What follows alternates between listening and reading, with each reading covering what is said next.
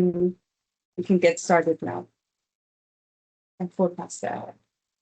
So good morning, everyone, and welcome this morning to the part 2 session of the webinar series on the Paris Agreement Enhanced Transparency Framework Refresher for the Caribbean.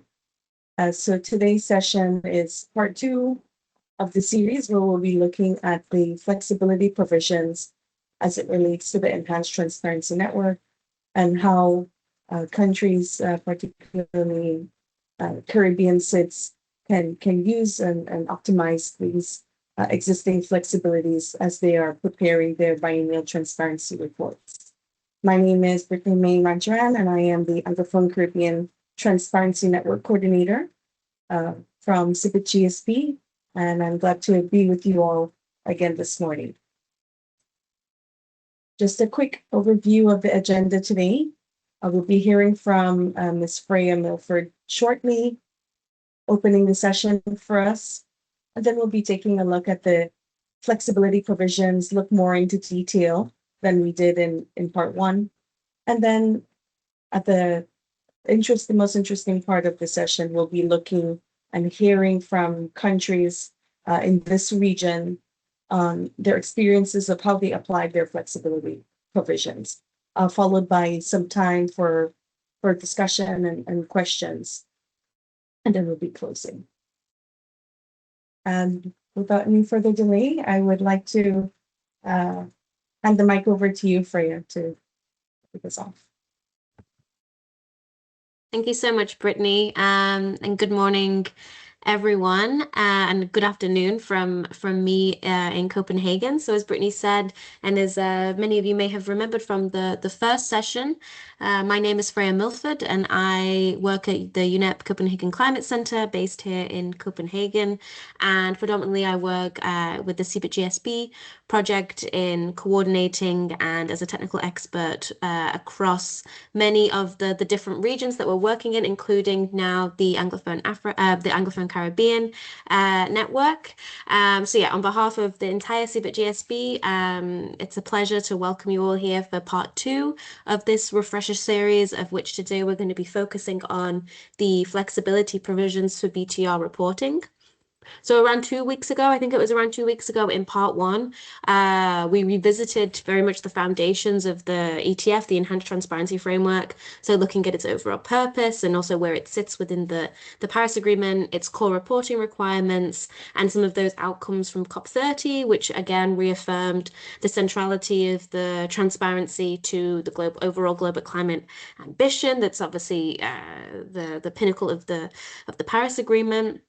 We reflected on some of the progress that's been made in the BTR1, so in our region, but also in the first BTR cycle, and also discussed, I think, some of the challenges. And yeah, it was very much just that sort of refresher and overall introduction again to those core elements. So today in part 2, we are going to build directly onto that discussion. So as we said last time, as many Caribbean countries are either transitioning to prepare their BTR2 or still starting or even finalizing the work towards BTR1. One very key element to all of this is understanding how to appropriately and strategically apply the very crucial flexibility provisions which are in place under the Modalities, Procedures and Guidelines, the MPGs.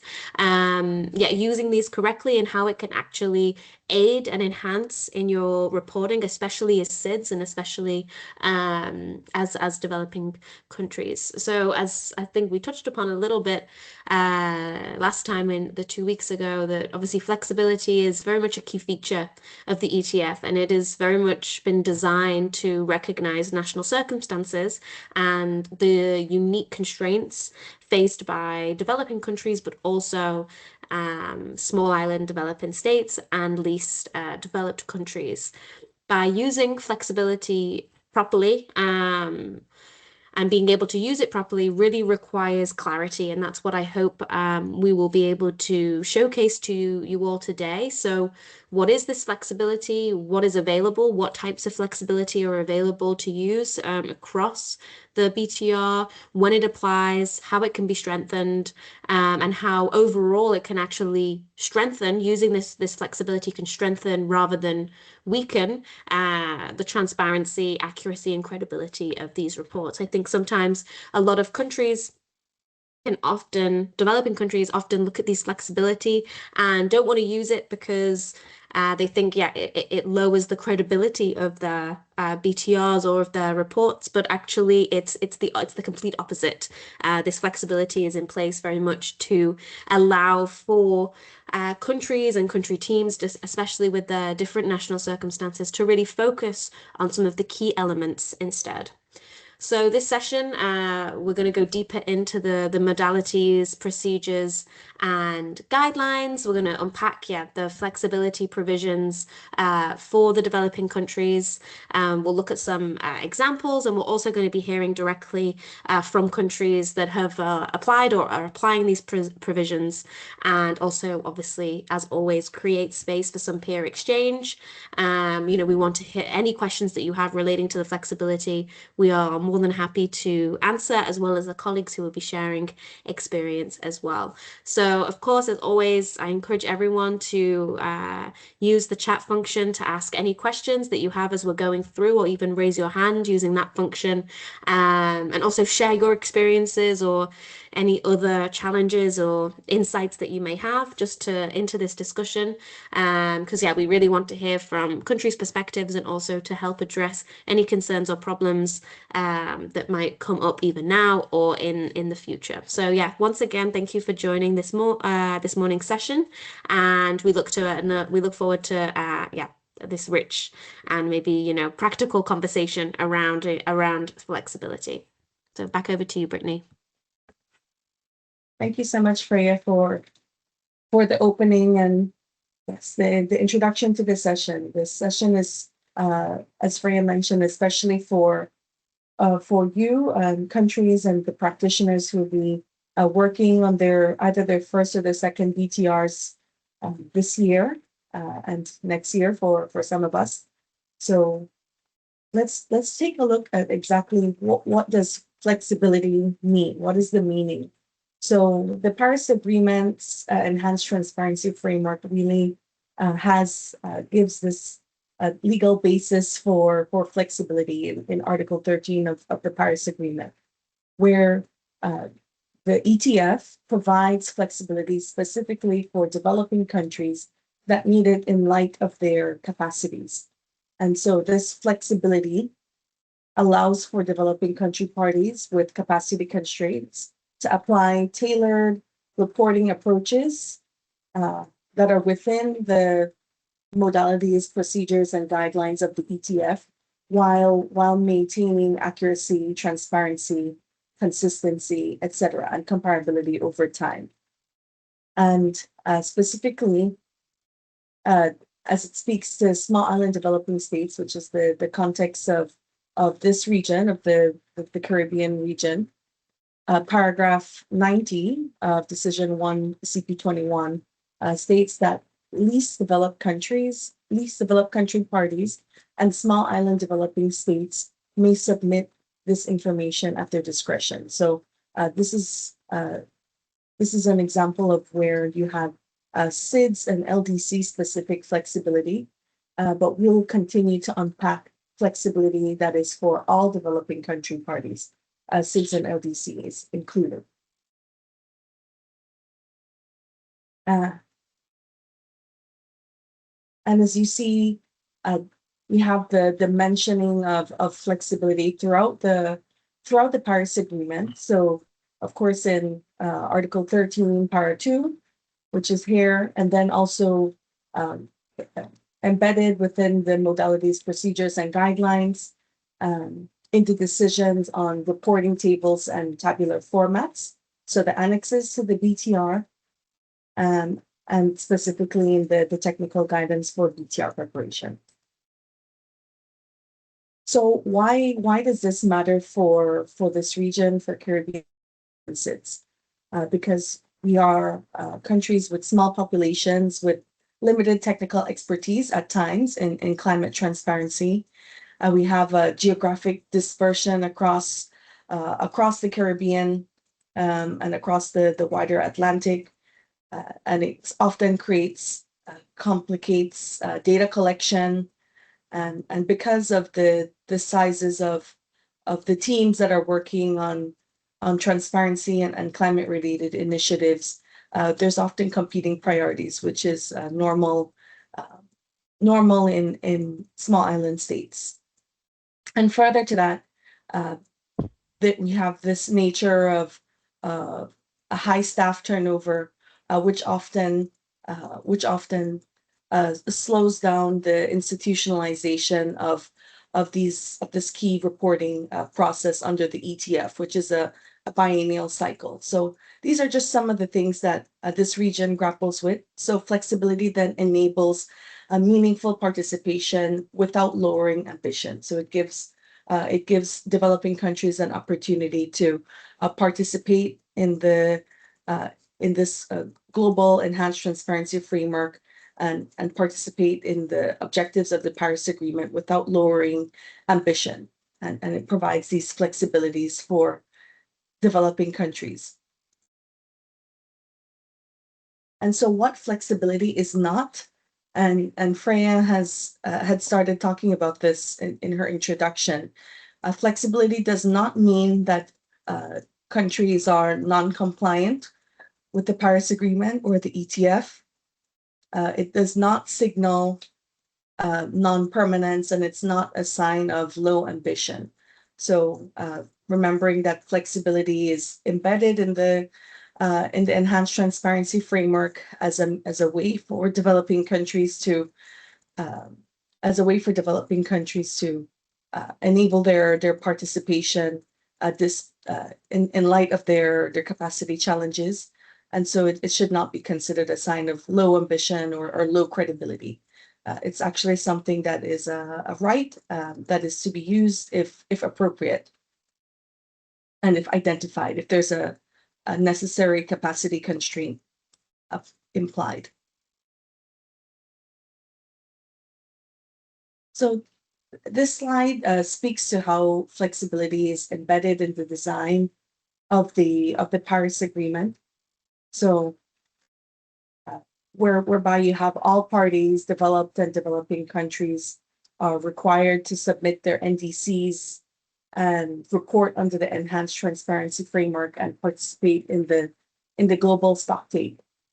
So this is under the Paris Agreement. This brings all parties under these same requirements. And so you have this shift from strict differentiation of non-Annex 1 and Annex 1 parties that's more visible under the Kyoto Protocol and under the Climate Change Convention, and now shifting into the language of the Paris Agreement, where you have developing country parties and their capacities and the flexibilities that they can apply in light of their capacities, but it covers all the same requirements, the same general requirements for all parties.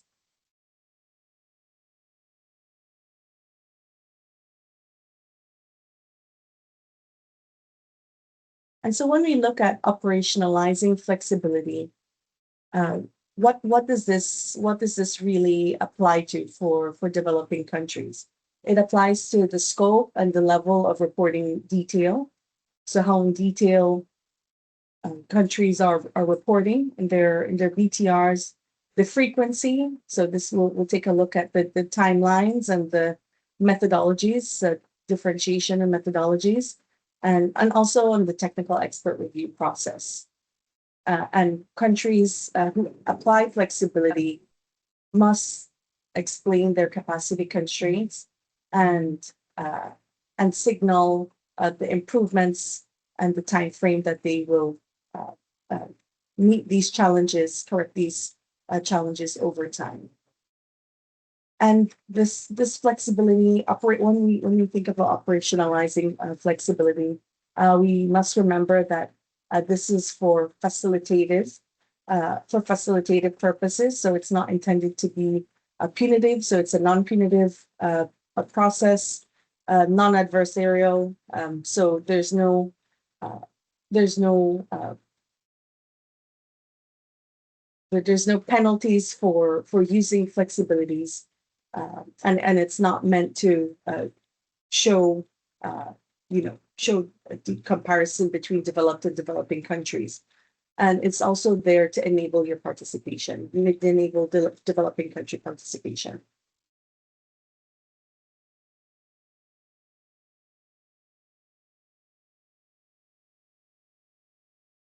And so where do we find flexibilities in the BTR? And if you joined us in the last session or in previous sessions, you know that when we speak of flexibilities, we're talking about it in the BTR as the main component, the main reporting component of under the ETF. So this is where we started. Take a look at where do we apply flexibilities. So we can apply them in the National Inventory Report or Greenhouse Gas Inventory, the chapter on tracking progress towards NDCs, in the process of the technical expert review, that is after the submission of your BTR, and then also the facilitative multilateral consideration of progress. So this is the section that will then follow the technical expert review, and we'll take a look at this.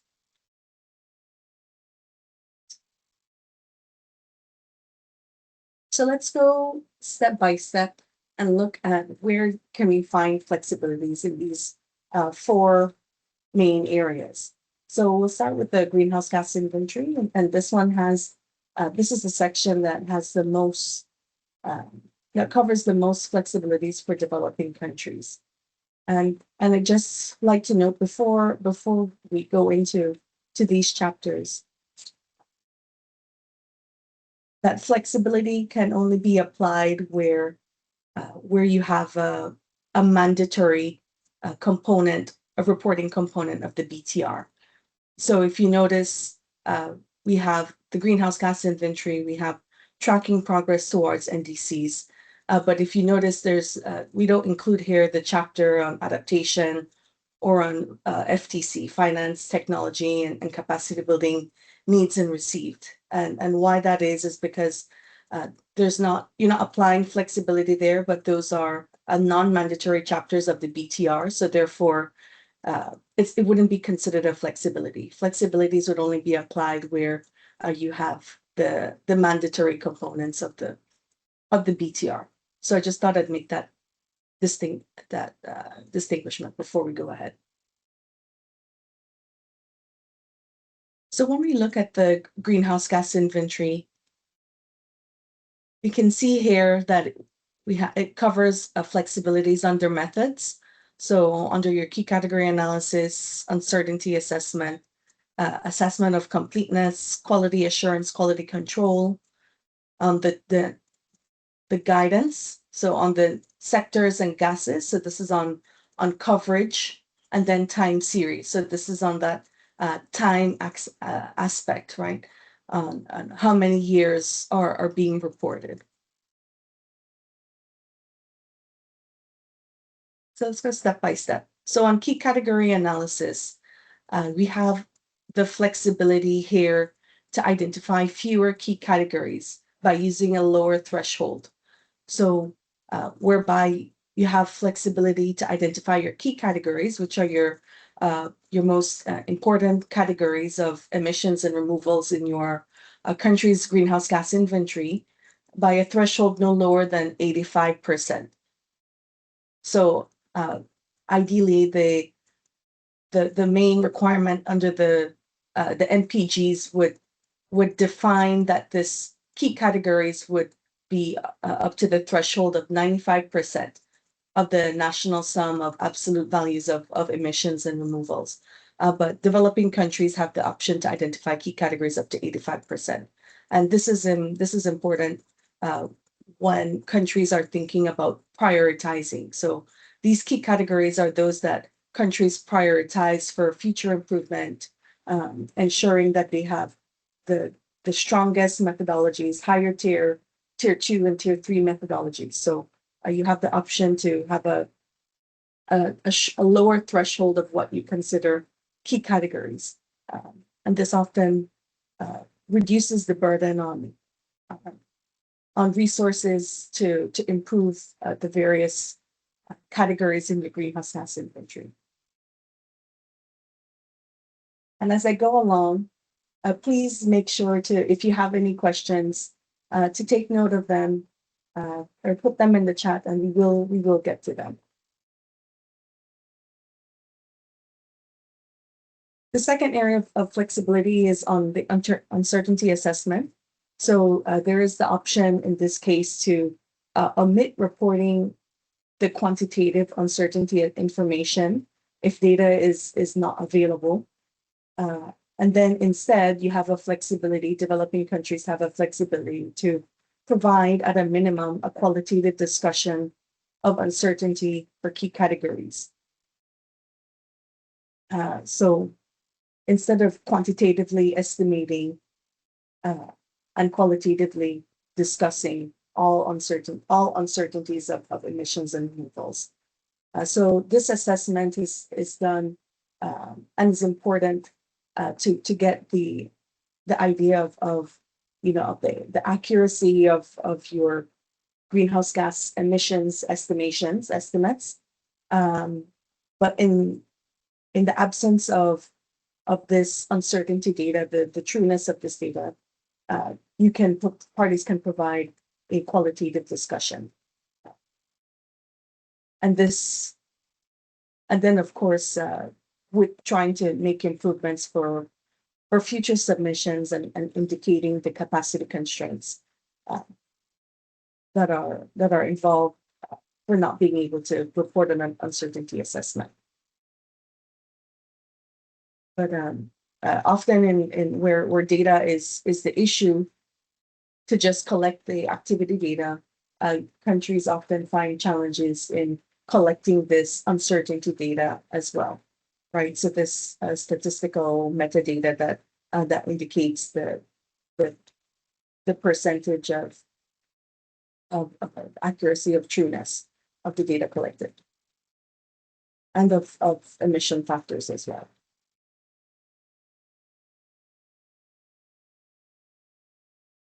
Okay, and then there's an area on completeness, area flexibility of completeness, whereby countries have the option to omit reporting of insignificant emission estimates.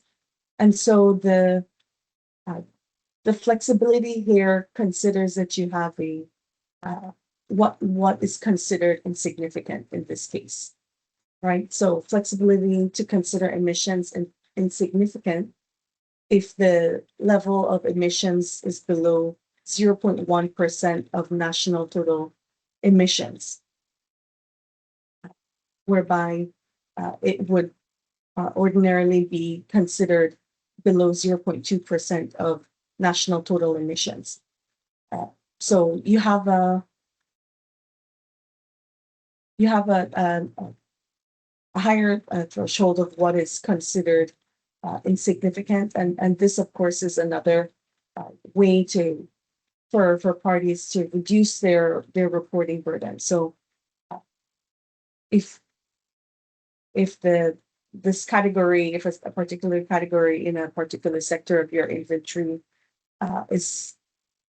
falls below this 0.1% of national total greenhouse gas emissions, then it could be omitted. You don't have to report on that category or subcategory.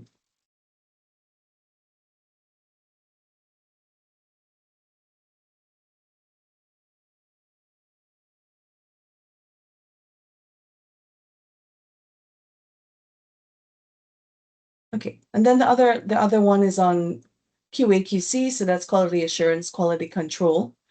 So this is a part of the greenhouse gas inventory guidance, whereby countries are supposed to have and provide quality assurance and quality control plan or procedures for how they're developing their greenhouse gas inventory, the steps that they take to ensure quality assurance, and the small checks for quality control. So there's an option, the flexibility to neither develop a QA/QC plan nor provide information on the inventory arrangements responsible for QA/QC, and instead you have a flexibility that this is an encouragement, right? You're encouraged to elaborate an inventory QA/QC plan, but if you don't have this information, you may choose to not include it. If you don't have the specifics of a full quality assurance, quality control plan. And then developing countries that need flexibility may provide information on general inventory quality control procedures. So this is if you have specific procedures on quality control in accordance to their QA/QC plan, instead of this being a mandatory requirement. So this is important, especially for countries in this region, because in most cases, the national greenhouse gas inventory is the way that it's done is not always a perfect process, a perfect cycle, and so many countries are developing procedures and set procedures between their 2-year cycles of developing their greenhouse gas inventory.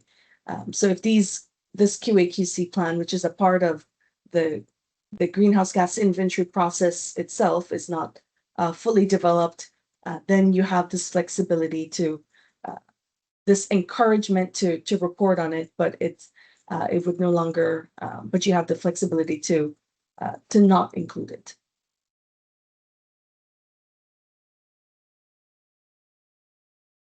And then on gases, so you have the option to report fewer greenhouse gases. So flexibility, you have the flexibility to report at least 3 gases. So that's carbon dioxide, methane, and nitrous oxide, as well as any of the additional 4 gases, these fluorinated gases that are included in your NDC. Instead of the MPG, where you would have to, you'd be required to report on the 7 greenhouse gases. So you do have this flexibility here to cover at least the 3 main gases. And any gases in your NDC.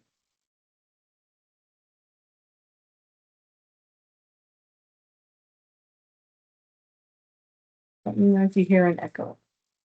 Okay, the echo is gone.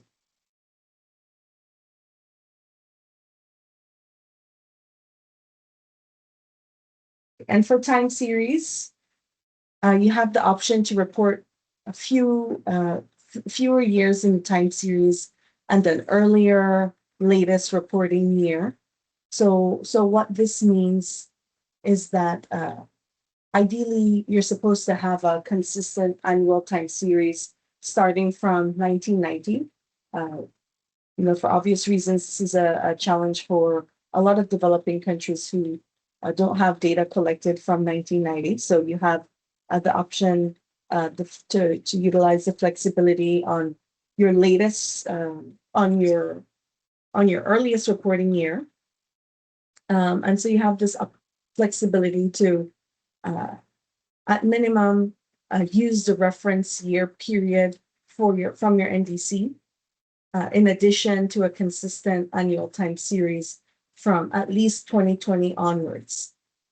So instead of the mandatory requirement to have from 1990 to present. And then you have the flexibility for the last reporting year, so the latest reporting year should be to use at least 3 years prior to the submission of your national inventory report, instead of having it be 2 years prior to the submission of your national inventory report on BTR. So, for example, if you're submitting your BTR for the first BTR, that was submitted in 2024. Ideally, the latest year, the last year of your inventory is supposed to be 2024 minus 2, so which would be 2022 up to 2022 at minimum. But for developing countries, you have the option, if you need to have it be 2024 minus 3. So that would be your latest reporting year up to 2021.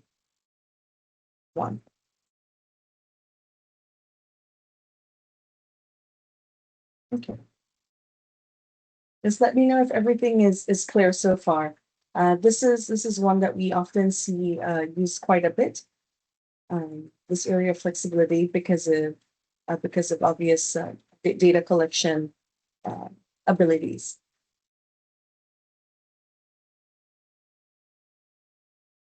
Okay, and just some other notes on flexibility in greenhouse gas inventories. You have parties may also indicate flexibility by using the notation key FX. So FX for flexibility in your common reporting tables for your inventories and common tabular formats for NDC tracking and support needs and received with an explanation. So apart from using flexibilities and indicating it in the BTR or in the national inventory report itself, to also have it in the tables. Another element is your parties are able to collapse rows or tables where flexibility is applied, and reporting limited time series where capacity is constrained. We talked about the time series just a while ago, and explaining thresholds for key categories or insignificant sources. So these last two are things to remember if you're applying flexibility for the time series and key categories.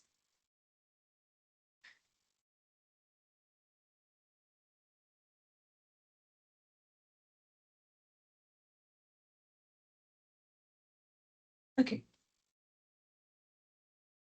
Before we go, so the next section will be on NDC tracking, on the tracking of progress of the NDC. But I see we have a question in the chat to provide an example of the flexibility regarding the 85% of key categories instead of 95%, as it's based on all sectors together or per sector. So in this case, thank you for the question. This is referring to the key categories. Try to move quickly here. So this is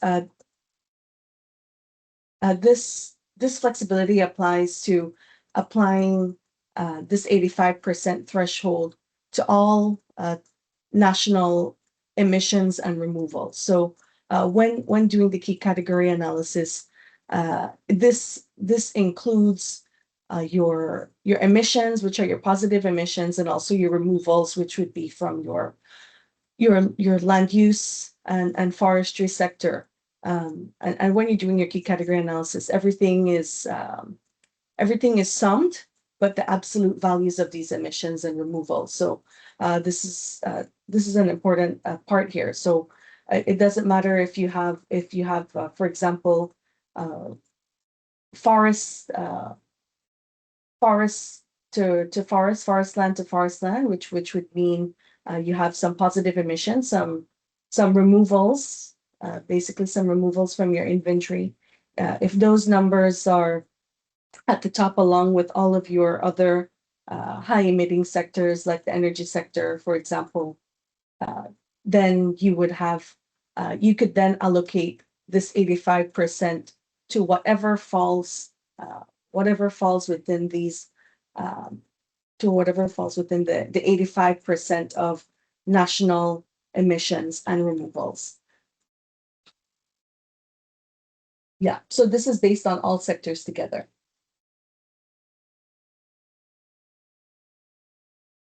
So then you really account for what are the most impactful emissions or removals in the country. So it could include your positive or negative emissions. but for the entire inventory, all categories together.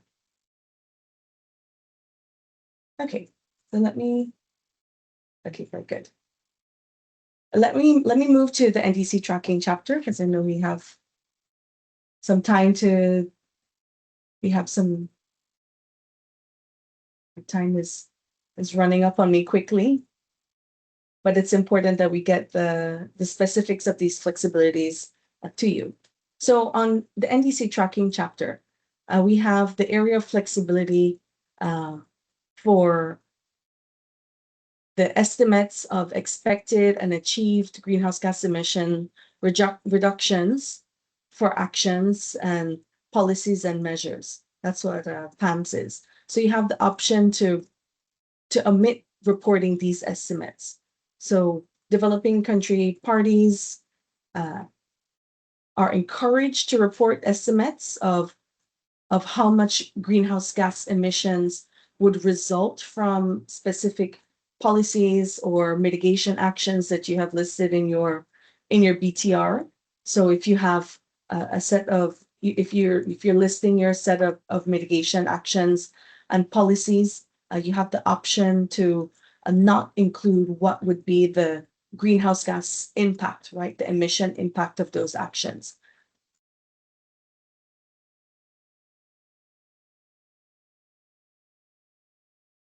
The other area would be on projections of GHG emissions and removals. So you have the option to omit reporting projections or report a shorter projection or less detailed methodology or coverage.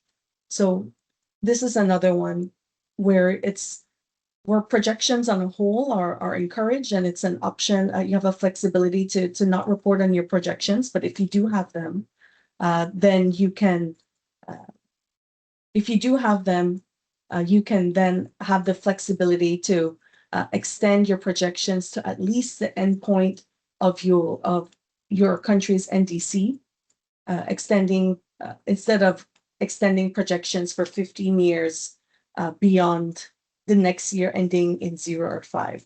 So this is very specific. So for projections, ideally you're to have projections if you've submitted in 2024. The next year ending in 0 or 5 would be 2025, and you would add 15 years to that. So 2040, 2035, 2040, right? So that would be ideally the end point of your projections. But if you if the scope of your methodology doesn't cover for that entire period, then you have the option to at least project until the endpoint of your NDC. And also the flexibility to report on less detailed information on projections.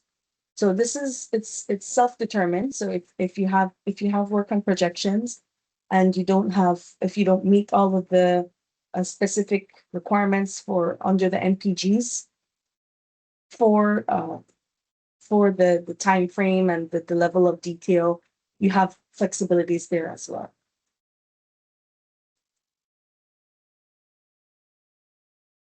Okay, so that's it for the NDC tracking chapter. So we had for our PAMs for the greenhouse gas inventory, the greenhouse gas emission outcome of your policies and measures, and then for projections. And now we look at the other element, which is the technical expert review. I won't go into detail on the process, but what does happen after you submit your BTR? The party submits its BTR, and then you're approached and you receive a review date to have your BTR reviewed. The technical expert review team, a group of experts, will then review your report, review your BTR and the tables, CTFs and CRTs, and then in a review week, and then the party responds to preliminary questions on the questions that the technical expert review has. And then these are set up and discussed in review week. And then following the review week, then the review team sends a report to the country. The party responds to these comments, and the technical expert review will accept it and then publish the report. So we have a few options here. We have a few options here for this process. So we have the first area of flexibility under the TER is the format of the TER. So there's an option to be subject to a centralized review instead of an in-country review.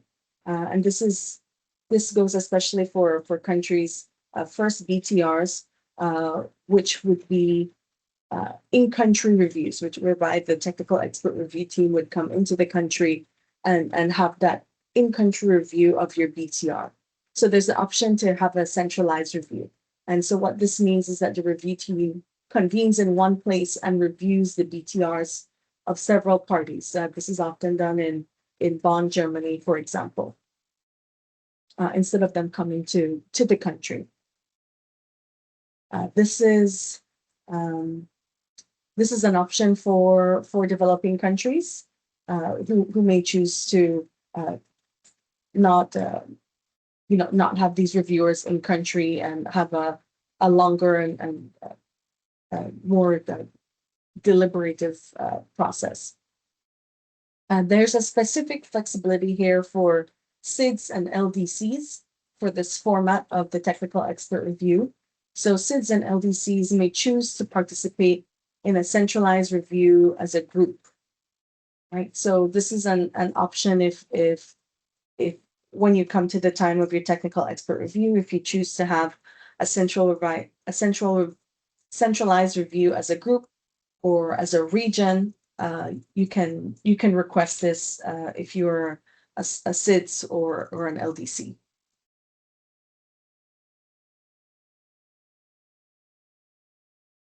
And then the other section is responding to the questions of the technical expert review team. So you have the option to respond. You have the option for more time to respond to the technical expert review team's questions. So you have an extra week. So flexibility to provide information within 3 weeks of the request instead of 2 weeks. And this is often helpful to address some of the questions that may arise from the technical expert review team. And the other area is responding to the draft technical expert review report. So you have more time to provide comments. So instead you have the flexibility to provide comments on this report within 3 months of its receipt instead of 1 month. So you have 2 extra months to respond to the draft report and the capacity building options that are provided, etc. if you need it. And then the last element where we have flexibility, where parties are able to use flexibility, is in this facilitative multilateral consideration of progress process. This is called the FMCP. This is the part of the process under the ETF where after the technical expert review, then parties have the ability to address questions openly on their BTR, and they're able to also present the main findings of their BTR at a subsidiary body session. So this would be following the technical expert review.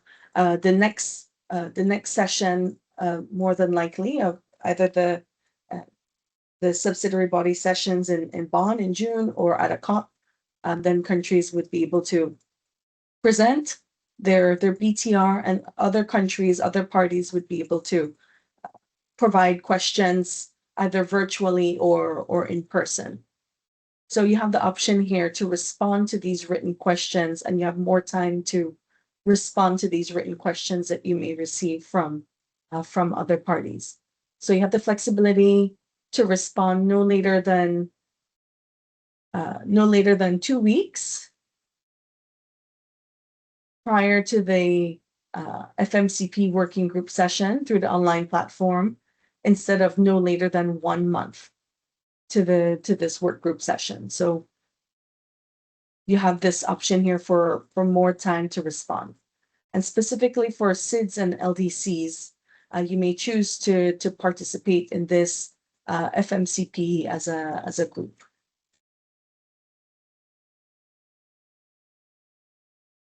So just to summarize, we've covered the flexibilities and the greenhouse gas inventory, NDC tracking of progress, and the technical expert review and the FMCP. And just to give a quick overview of SIDS and LDC specific flexibilities, you have discretion in reporting frequency. So you can, SIDS and LDCs may report their BTR at their discretion. You have group participation in a centralized review. So this is a part of the technical expert review process to have a centralized review or a group centralized review. And then also you may have group participation in this FMCP process. So you may participate as a group during this working group phase of the FMCP.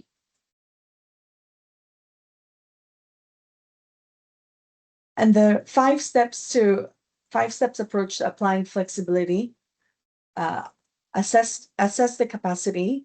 So this goes with identifying the constraints. Take a look at your BTR chapters, have a discussion with your teams, and identify which are the areas have the most constraints.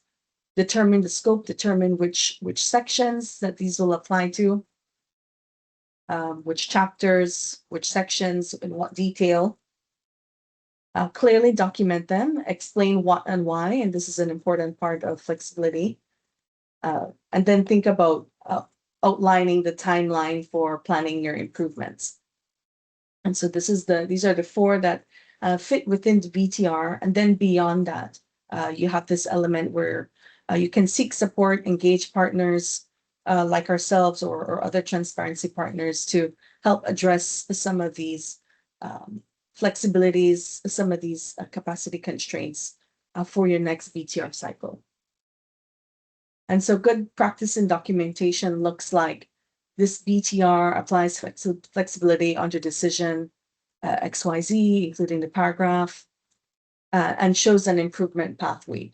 So plans to develop country-specific factors by BTR2 with the support of et cetera, et cetera.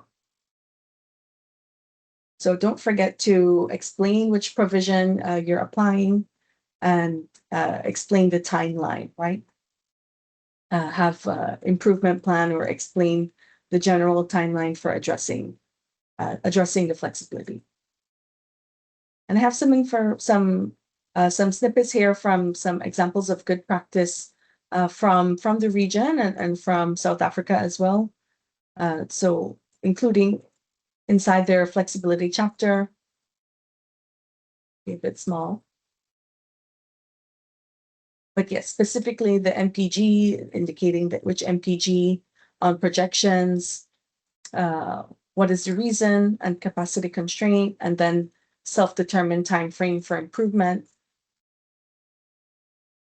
And a similar type of table here, right?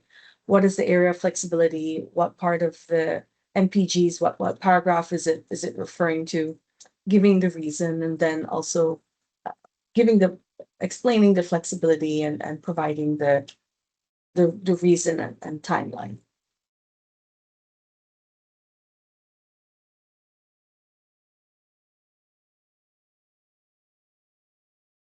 So we're coming to the end of this section here.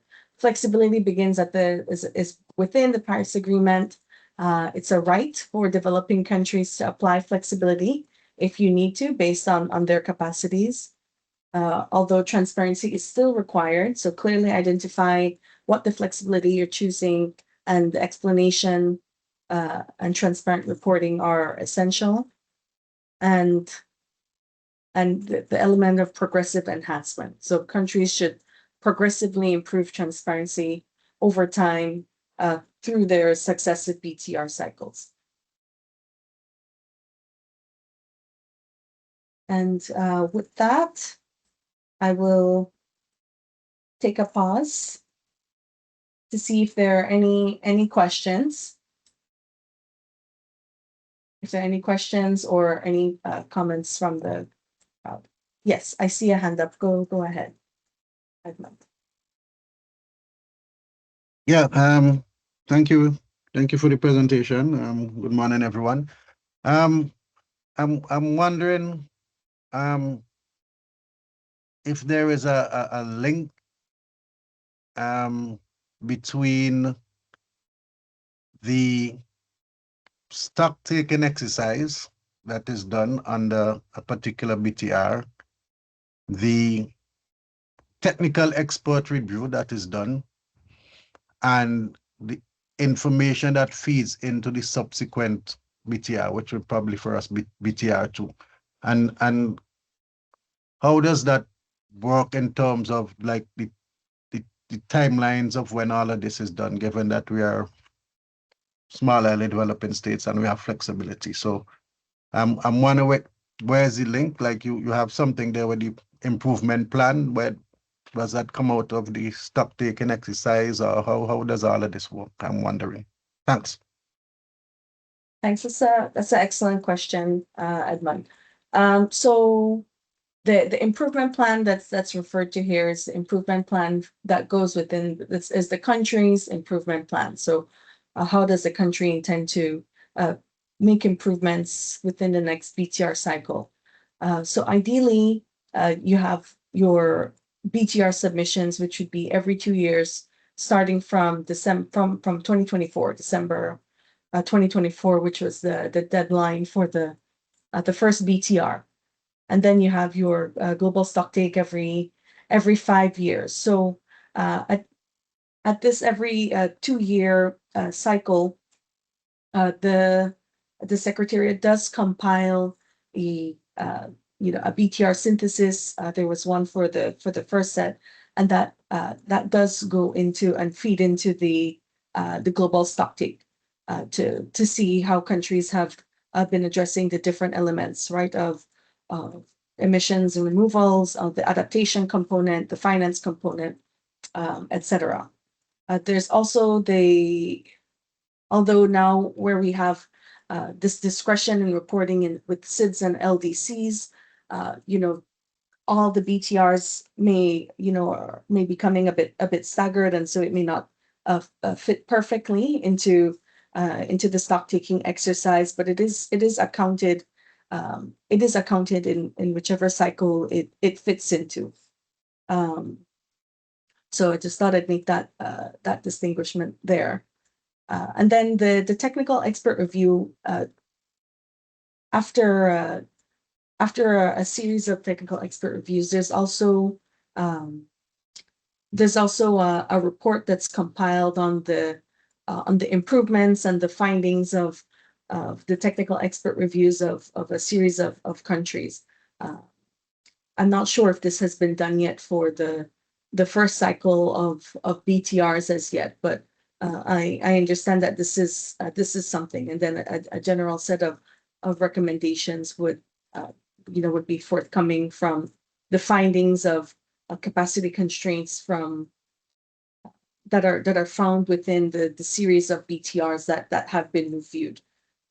But the improvements that are within or that are provided by the technical expert review team are for the country itself to take into consideration. So that's more of the national aspect, and then the results of what you're reporting in your BTR would then flow into the global stock take process.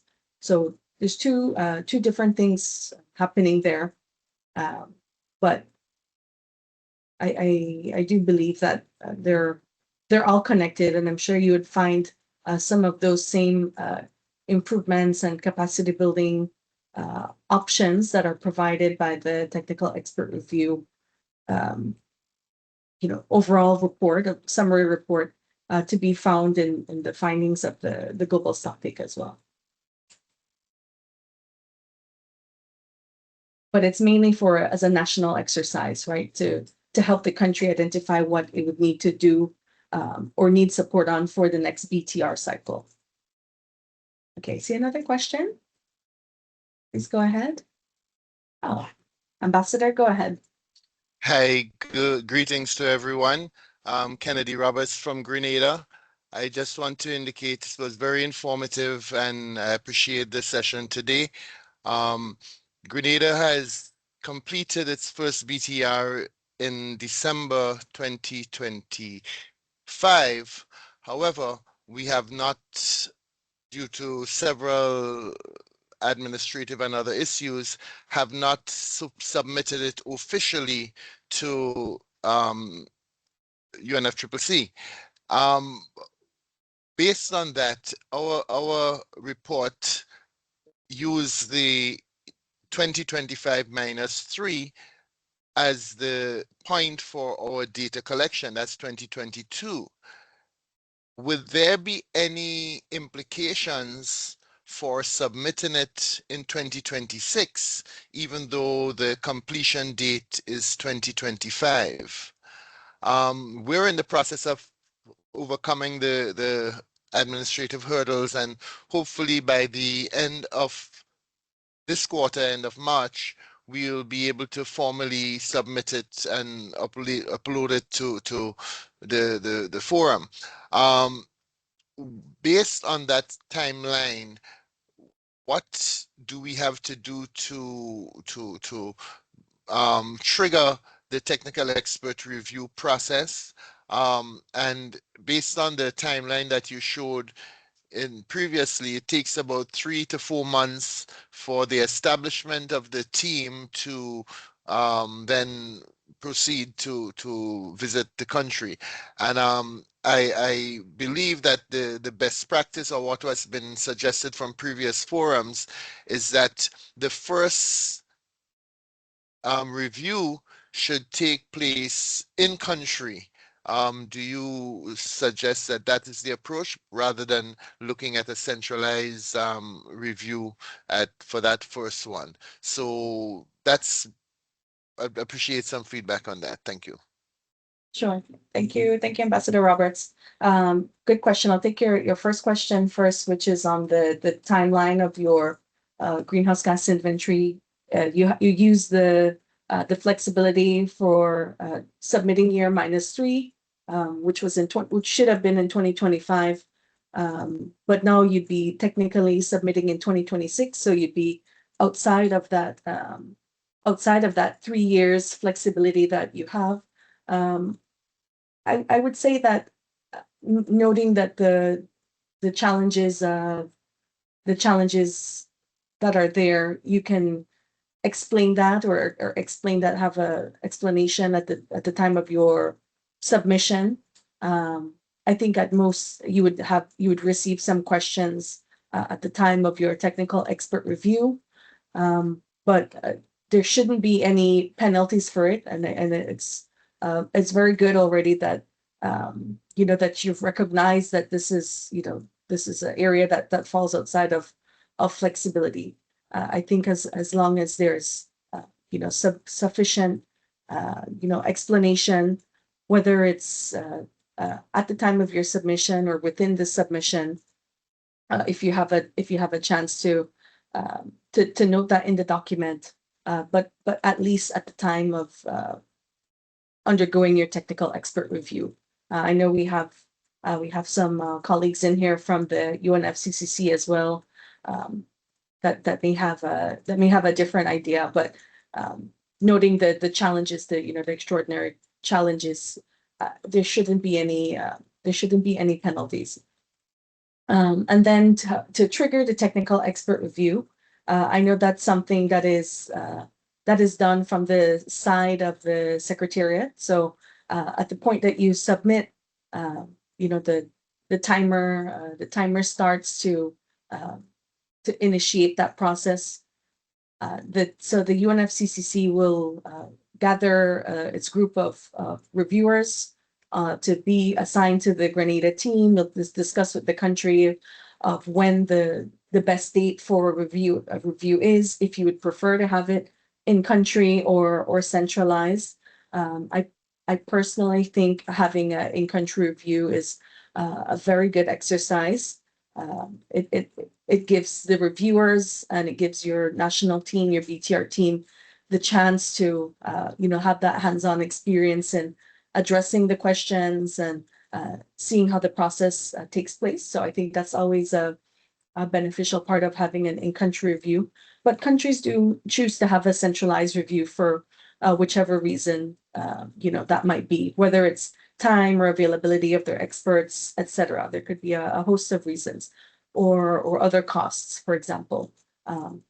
But if you have the opportunity and the willingness to have an in-country review, I would recommend it.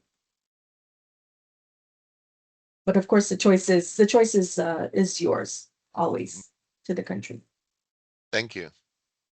Okay, excellent. Thank you, everyone, Ambassador and Edmund for the questions. I think due to time, what I would like to now is have us hear from our countries to hear their experiences on applying flexibilities in their first BTRs. So we have Dominica, who submitted their first BTR this year.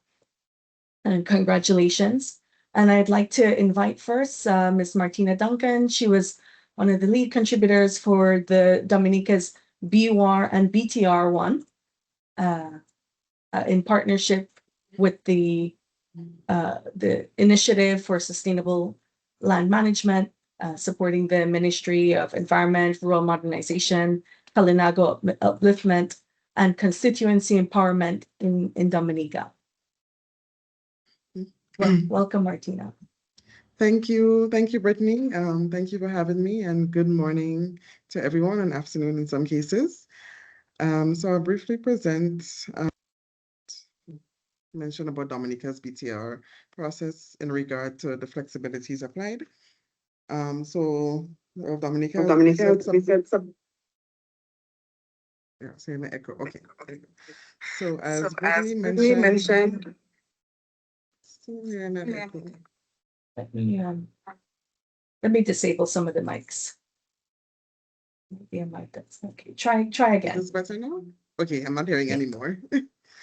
Okay, good. Yep. So Dominica submitted its BTR in January of this year after a kind of 18-month process. The BTR was developed fully by a national team.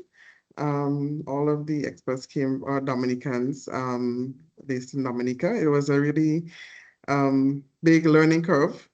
And in that regard, we applied many of the flexibilities.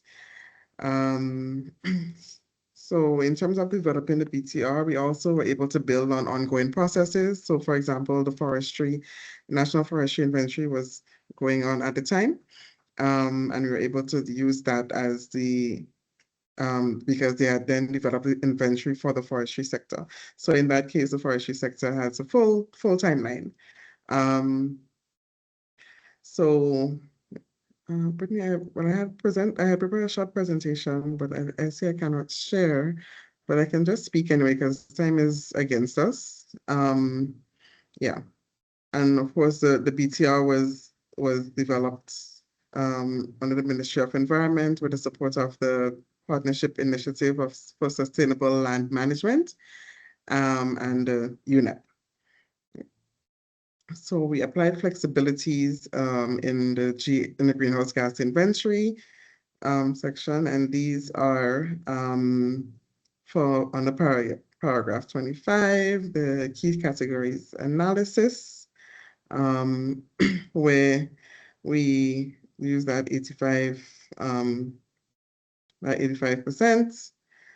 And then we also applied in terms of the QA QC sorry, before that, also the other one for key categories on the paragraph 29, the uncertainties, they have been discussed only in a qualitative form. Then on the QA/QC, Dominica doesn't have a comprehensive QA/QC plan.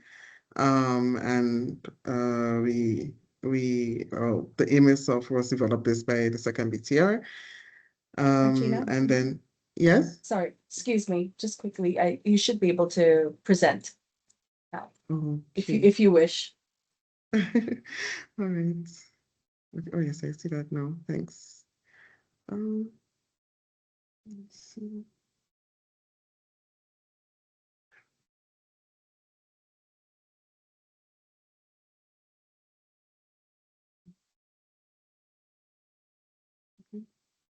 Can you see my screen now? Yes, we can see it. Okay, right. So to continue, we also apply the flexibility in terms of the time series. So we started the reporting here from 2018 because of we had some serious data challenges. And paragraph 58 or the last reporting year, which we use the 3-year flexibility instead of submitting for 2 years. Of course, that was a little bit because you're really trying to submit before the end of 2025 when that flexibility was agreed to, but it somehow got in in January 2026. So we hope that wasn't an issue there. And then the flexibilities in terms of the tracking progress towards the NDC, the only flexibility we use here was in terms of the projections, paragraph 95, where we applied the flexibility and the projections are up to the year 2030. In terms of the flexibility, so the reason the flexibilities were applied, in this case specifically, there was issues with data availability. Some sectors had much more data than others. Then also technical capacity levels, as I mentioned, all of the experts used were national experts, and the country used this opportunity to build local capacity so they can institutionalize the process going forward.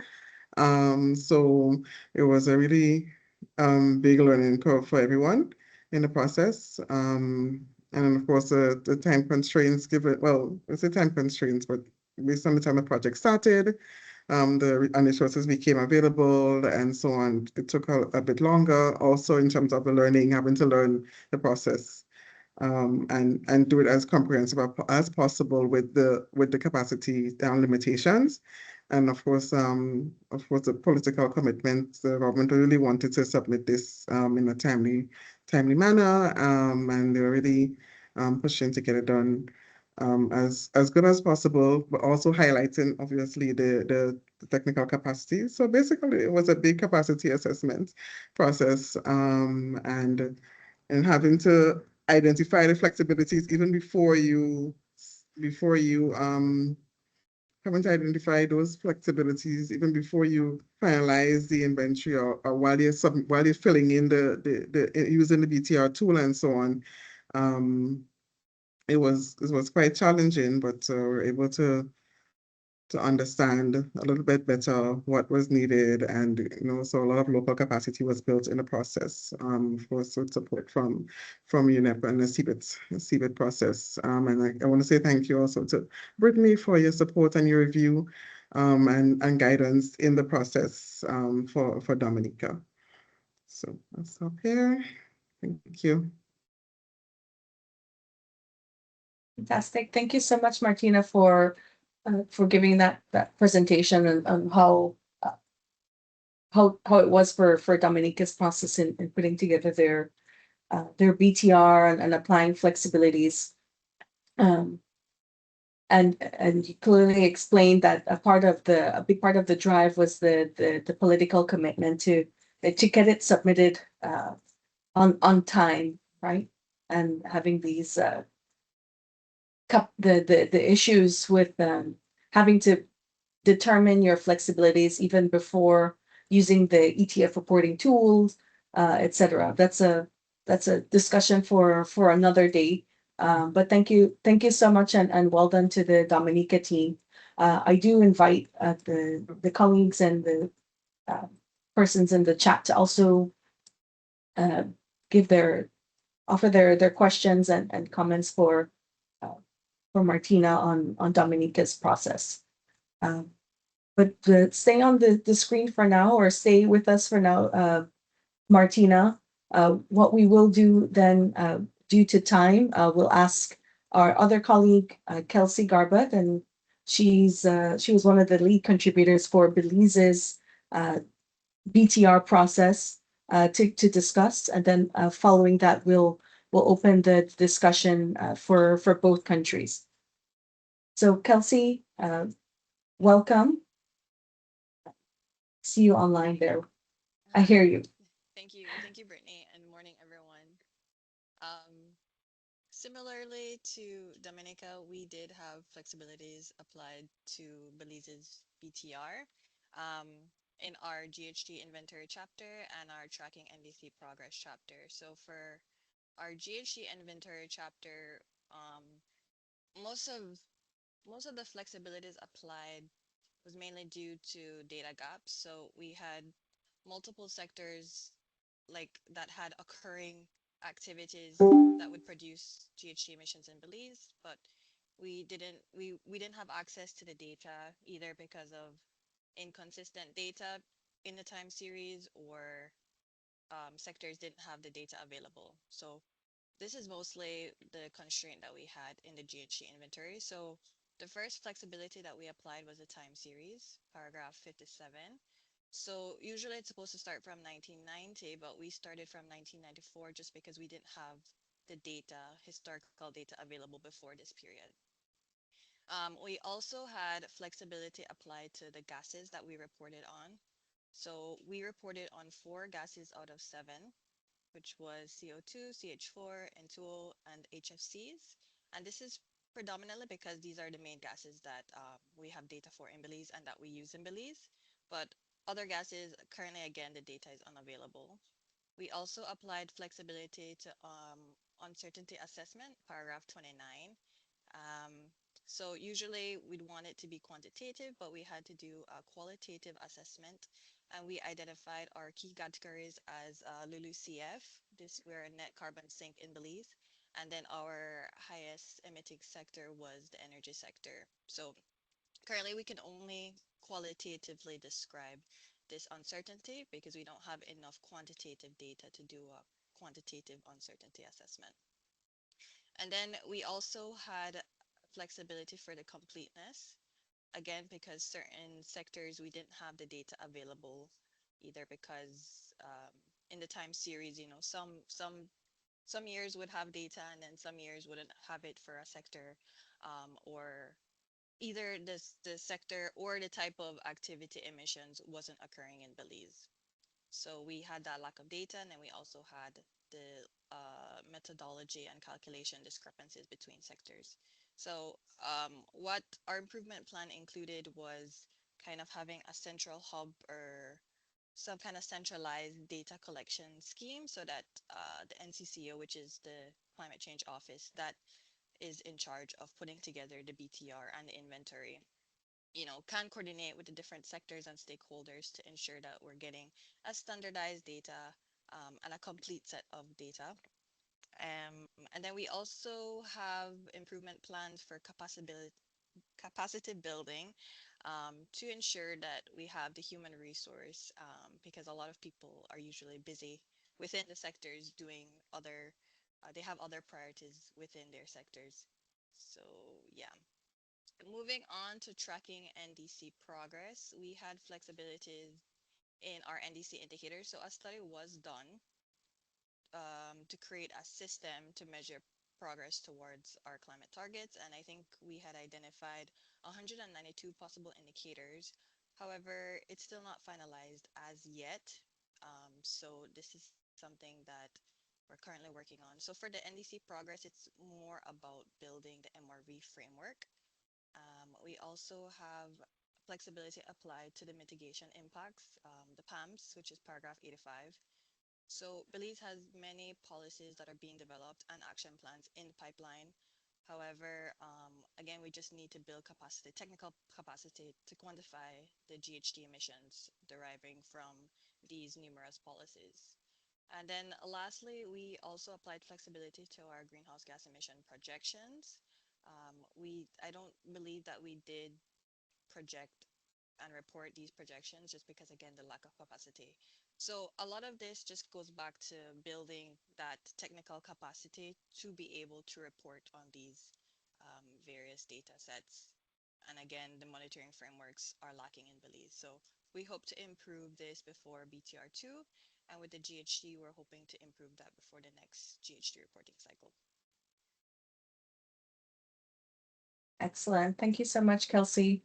And also congratulations to the Belize team for having a primarily national team similar to Dominica, putting together the BTR.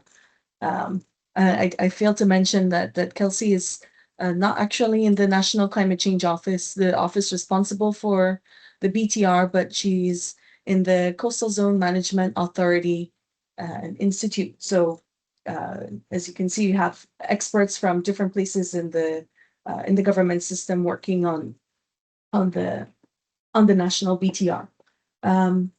So thank you both for sharing the flexibilities and the process in determining which flexibilities you choose. I wanted to ask a general question to both of you. Since we have a majority of countries here who are either almost in the process of submitting or on the cusp of submitting their BTR this year, and those that are actively preparing their first or second BTR. Do you have any advice for them as they choose and they're determining their flexibility? Or was a decision process to determine whether we'll do projections or not, or whether we'll, apart from the obvious ones like lack of data, what are some insights that you can give on what can help these countries make that decision to apply a flexibility, and at what point they should make the decision or try to not report on that flexibility? Okay. Thanks, Brittany. Well, in Dominica's case, we try to do everything or as much as possible, looking at what the requirements are and realizing where the capacity gaps or information gaps were. And that allowed us to determine where we would need to apply these flexibilities. Yeah, so it was really along the process or through the process that we like, okay, well, we really can't do this, and or is not sufficient, or data is not sufficient, or the capacity is not there to complete, and so on. And also remembering that there was Hurricane Maria, and so they were affected by them. So that also created a challenge in terms of data and capacity. So and even understanding how to data, because for example, you would see like a big drop, we would have seen like a big drop in the energy information or energy data immediately following the hurricane, because for a few months there was no or very limited power generated, and so on. And other areas are also affected, such as forestry and so on, and agriculture. So all that really affected how the data was captured and stored, and the missing data that we have. But yeah, so it happened throughout the process, the flexibilities, identification of the flexibilities. Initially, in this initial discussion, looking at the capacities and discussing what's available, and then along the way realize, okay, time is going, we can't do the 2-year one, we can't submit within 2 years, and so just applying so understanding what all the flexibilities are upfront would help the country, I think, to to know what the limitations are. So because it's there for our benefit as well. I see as Marlon mentioned in the chat, it's a learning curve for many countries and apply where it's needed. So yeah, so we really wanted to just get it done to understand what we have or what we could do and take it to the next level, understanding how we and then plan for improvement going forward. Thanks so much, Martina. And just letting you know, you also have a question from Ambassador Roberts in the chat, but we can get to that after we hear from Kelsey, and then we'll go to Edmund. Yeah, I think similarly, we would like to report on everything. You know, we want the truest representation um, of our data, but it really does come down to what's available and what you can do. You need to know what data you have, what constraints you have, especially in terms of our MRV framework. You can only do the best with what you have. So I think in terms of our GHG, we had data that we were working with and we're trying to do some calculations to standardize it. So where we have some data, we try and work with it to ensure that we can include it, just again to get that true representation.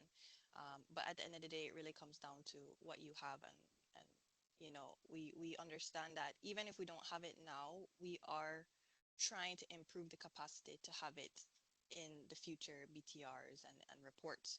So we would rather have the most accurate depiction of where we are now than try to skew or, you know, make it inaccurate. So we know that these things are continuous, so we have grace with ourselves. Excellent.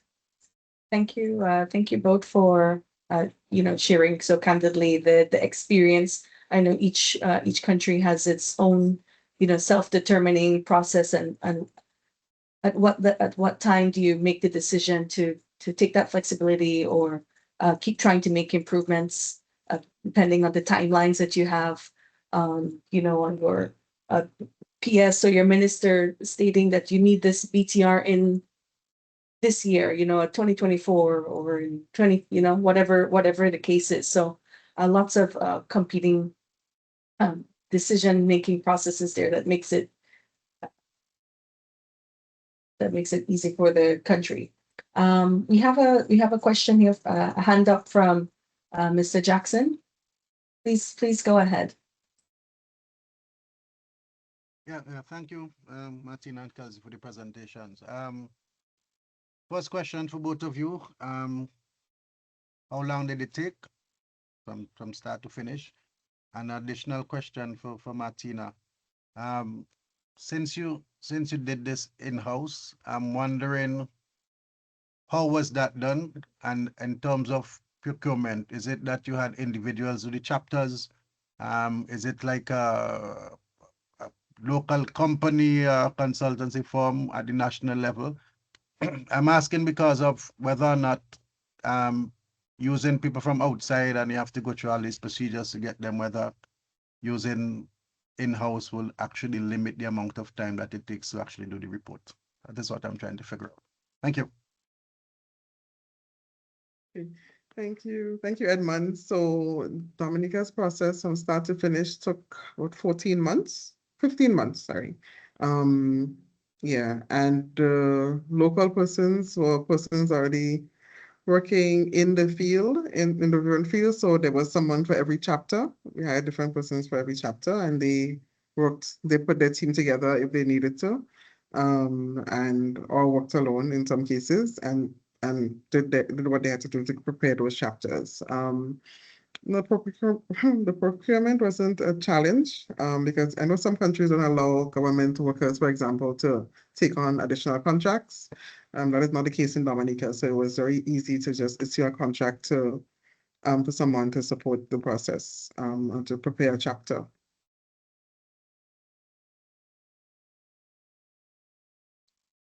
I can speak mostly towards the greenhouse gas inventory report, which is what I was consulting on, and which coincided with the development of our BTR because we submitted BTR and our national inventory report in December 2024.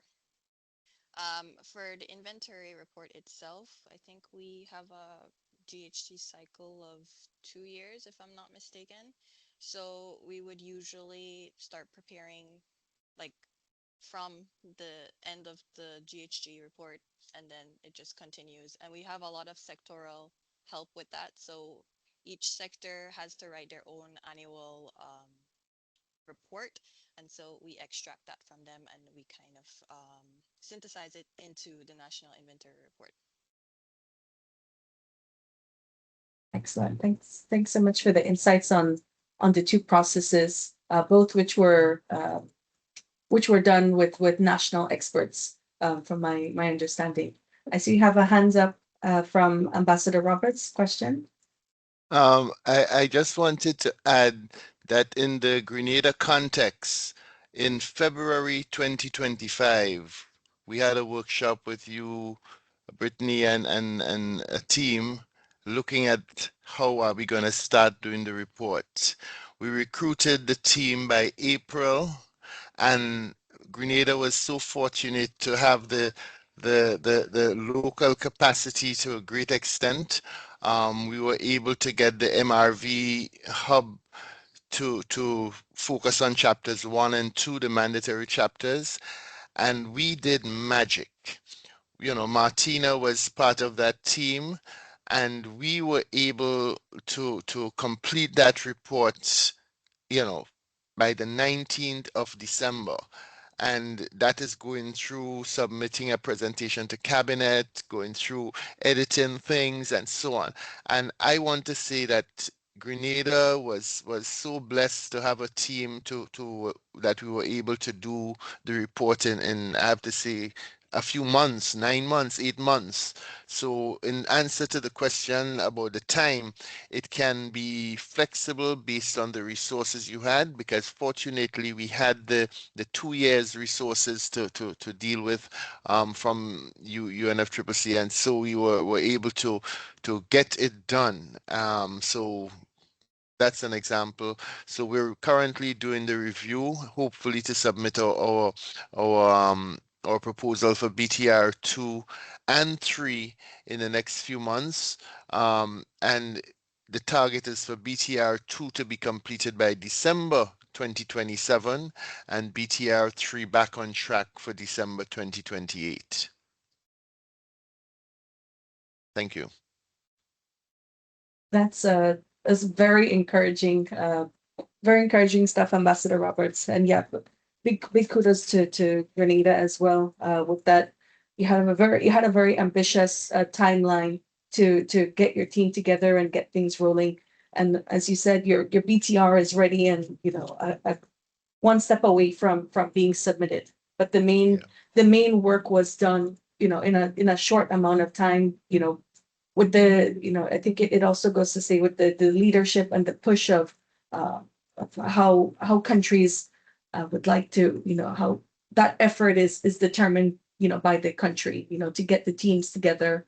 And as you can see, we have experts that are being used across the region. We have the unique situation in the Caribbean that we have, small teams, small national teams, but we make use of our country partners and friends as well.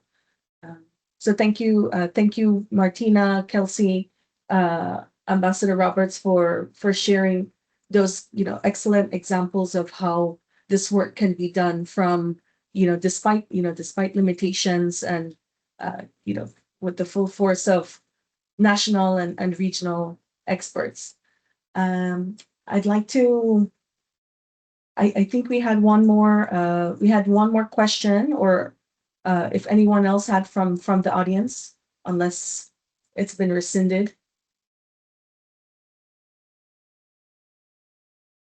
But if not, then I'd like to say thank you so much again to our speakers, our special guests from Dominica, or technically from Grenada, our good our good colleagues and experts of the region, Martina, Kelsey from Belize. Thank you so much for sharing your insights. I know it helps to frame this context of putting flexibilities in place. It's been a pleasure to hear from you, and we hope that we can share these experiences with the rest of the region as we share it on the climate transparency platform. And thank you also to the colleagues that have stayed with us throughout this webinar. We appreciate your participation, and we hope to hear from you and see you more in subsequent sessions. I have put in the chat a link to a mentee to kindly give us some feedback on this session. It helps us a lot, and it really helps us to bring more quality information and content to this network. So please do click the link and give us some feedback. Sometime by the end of today would be great. But without further ado, thank you, and wishing everyone an excellent rest of your day. Take care. Bye. Thanks, everyone. Thank you. Thanks. Take care, everyone.